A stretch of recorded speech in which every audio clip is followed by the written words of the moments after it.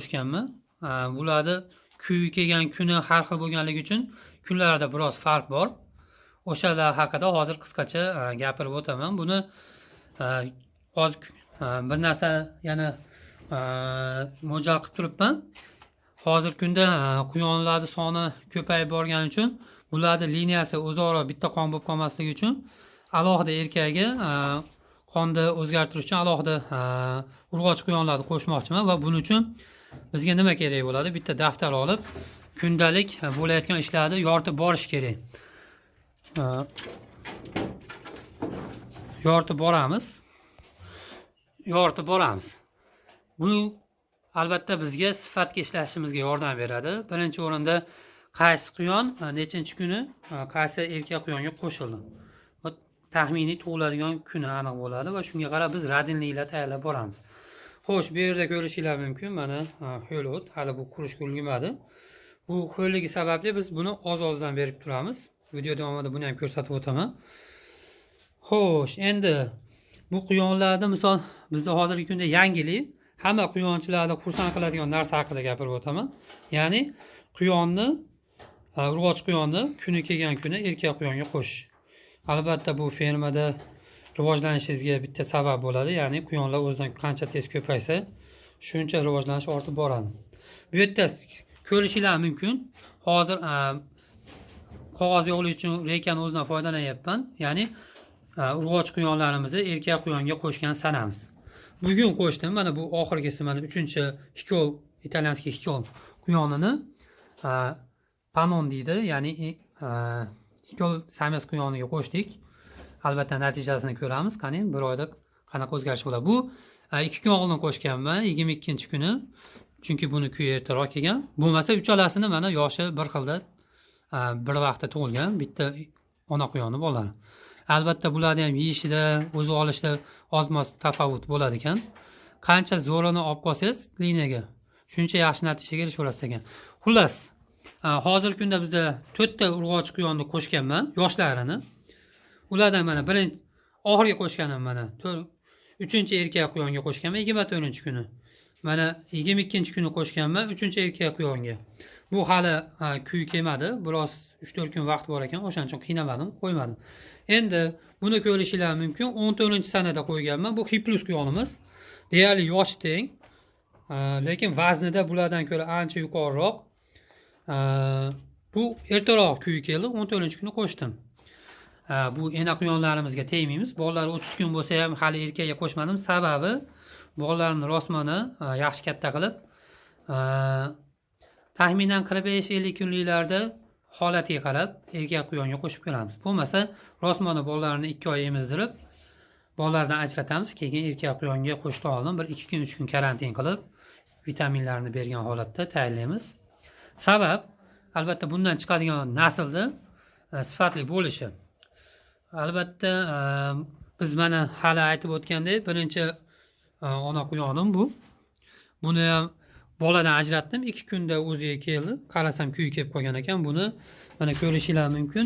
22-kuni birinchi sanasi, ya'ni sanaganda bu 1. Birinchi erkak quyonimizga qo'shyapmiz. Hozirgi kunda ishlayotgan 3 ta erkak quyonim bor. Bunisi 1, 2, 3. Va undan tashqari menga yana 3 ta erkak quyon pashti ishlashga tayyor, lekin 4 oylik uchun men ishlatmadim. Nima yo'q? O'zimda qo'shimcha sameslar bor.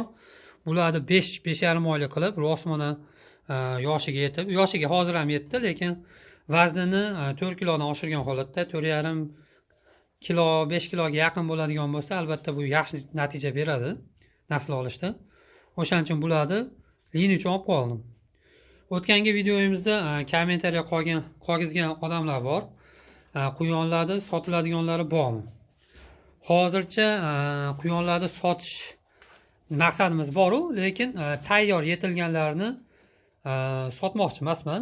Sababi o'zimga ko'proq urg'ochilardan liniya chiqarib, keyin ulardan bola olgan holatda bolalarimni sotish niyat bor.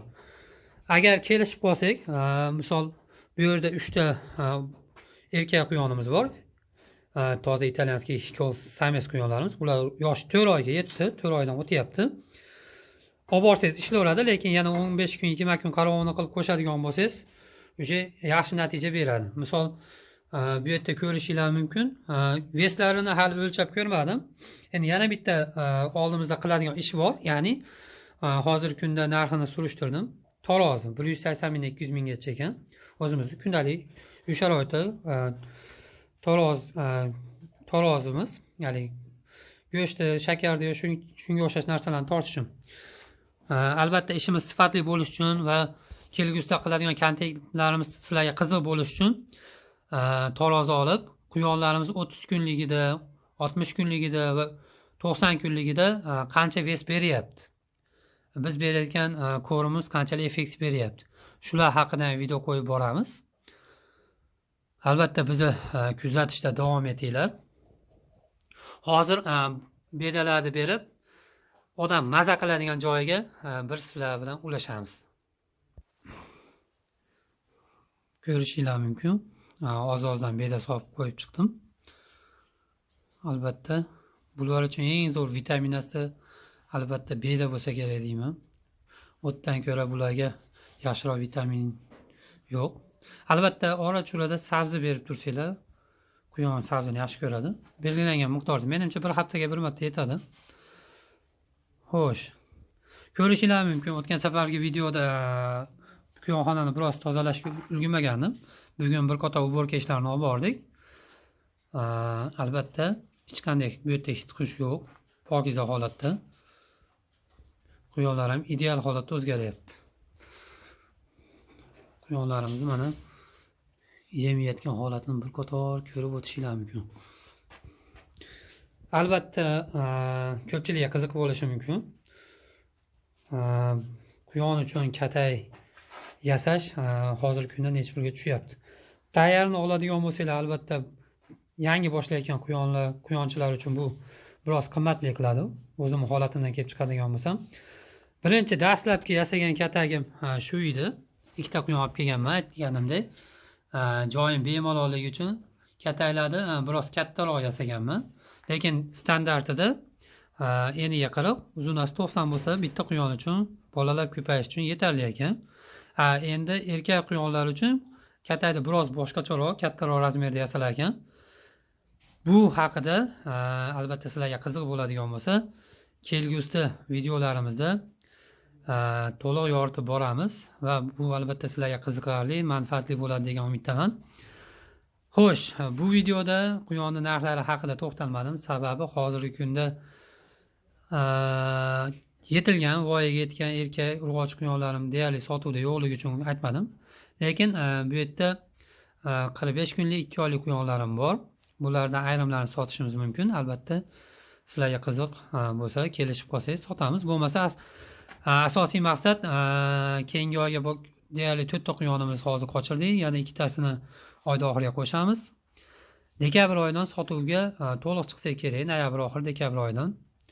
Ungacha qo'shimcha ma'lumotlarda har videoyimizda bo'lib aytib o'tamiz.